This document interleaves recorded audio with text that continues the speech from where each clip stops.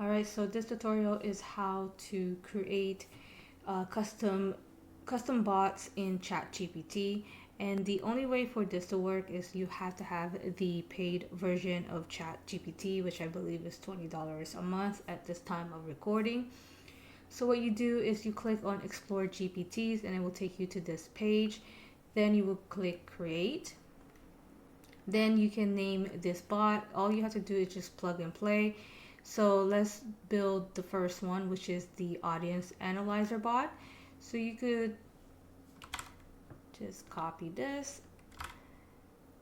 I would suggest deleting that. You could do a description if you want. You could do that, make it just short. And this is the most important part, which is you copy everything here.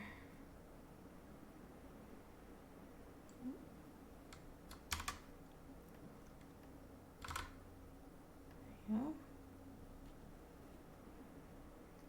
And while it's doing that, now you can, if you want to be fancy, upload a photo. If not, you just go ahead and click Create. You click Update.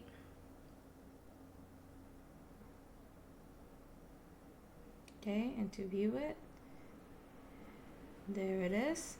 And here's your analyzer bot.